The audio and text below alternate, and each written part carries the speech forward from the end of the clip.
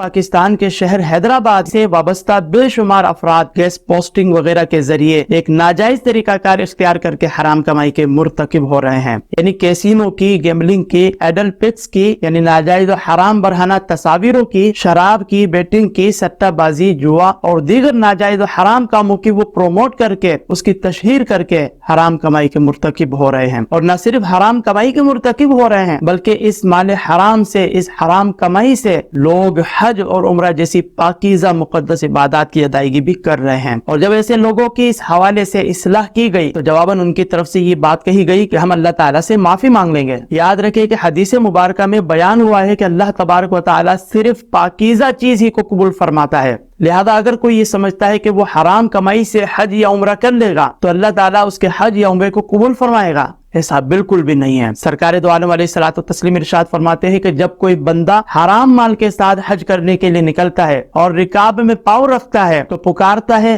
لبیک، یعنی یا اللہ میں حاضر ہوں، تو آسمان سے ندا آتی ہے لا لبیک ولا سعدیک، یعنی نہ تو تیری حاضری قبول ہے نہ ہی تیری خدمت، تیرا زاد راہ اور تیرا نفقہ حرام ہے اور تیرا حج لوٹایا ہوا اور نامقبول ہے، یعنی حرام کمائی سے کیا گیا حج مقبول ہی نہیں۔ پھر اس حرام کمائی سے حج یا عمرہ کرنے والوں کا یہ کہنا کہ اللہ تبارک و تعالی معاف فرمائے گا، یقیناً اللہ تبارک و تعالی غفور الرحیم ہے، وہ معاف فرمانے پر قادر ہے، لیکن اللہ تبارک و تعالی کی صفت قہار کو بھی تو یاد رکھا جائے۔ اللہ تبارک و تعالی قہار بھی ہے، وہ قہر نازل فرمانے پر بھی قادر ہے، وہ جبار بھی ہے، عادل بھی ہے، عدل و انصاف فرمانے پر قدرت رکھتا ہے۔ اللہ تبارک و تعالیٰ کے یہ اوصاف آپ نے کس طرح فراموش کر دیے؟ آپ کے پاس ایسا کون سا پیمانہ ہے کہ جس کی بنیاد پر آپ کو یہ یقین حاصل ہو گیا کہ آپ چاہے جتنے بھی ناجائز و حرام اعمال و افعال اختیار کریں اللہ تبارک و تعالیٰ آپ کے ساتھ درگزر فرمائے گا، حالانکہ آپ نے اللہ تبارک و تعالیٰ اور اس کے حبیب کریم علیہ الصلوۃ والتسلیم کے احکامات کو بالکل لیا نظر انداز کر کے ان حرام کاموں کو اختیار کیا ہوا ہے۔ تو خدارا اعتدال کی راہ اختیار کی جائے، ناجائز حرام امور سے بچیں اور اپنے اہل و عیال کو بھی جہنم کے آگ سے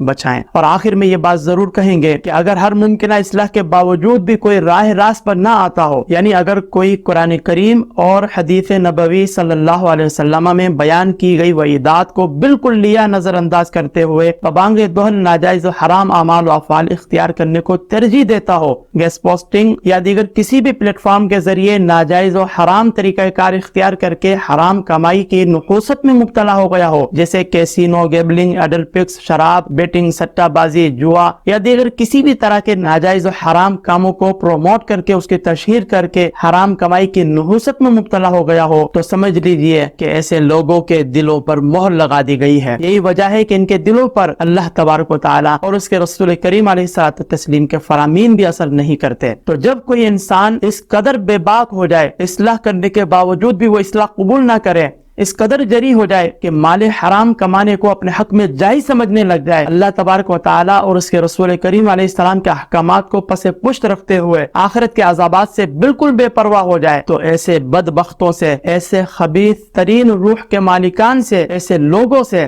سوشل بائیکاٹ کیا جائے، ان سے کسی قسم کا رابطہ نہ رکھا جائے، ان سے کنارہ کشی اختیار کی جائے۔ کہیں ایسا نہ ہو کہ ان سے روابط کی صورت میں، ان سے تعلقات رکھنے کی صورت میں ہم بھی عتاب کا شکار ہو جائیں، کیونکہ اللہ تبارک و تعالیٰ قرآن کریم میں ارشاد فرماتا ہے وَإِمَّا يُنْسِيَنَّكَ الشَّيْطَانُ فَلَا تَقْعُدْ بَعْدَ الذِّكْرَىٰ مَعَ الْقَوْمِ الظَّالِمِينَ، یعنی اگر تمہیں شیطان بھلا دے تو پھر یاد آنے کے بعد ظالموں کے ساتھ نہ بیٹھو۔ اسی طرح ایک اور مقام پر اللہ تعالیٰ ارشاد فرماتا ہے وَلَا تَرْكَنُوا إِلَى الَّذِينَ ظَلَمُوا فَتَمَسَّكُمُ النَّارُ،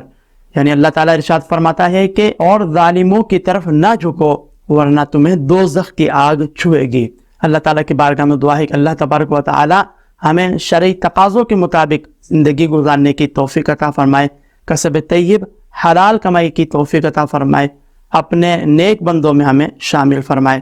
آمین یا رب العالمین بجاہ النبی الامین، وآخر دعوانا الحمدللہ رب العالمین۔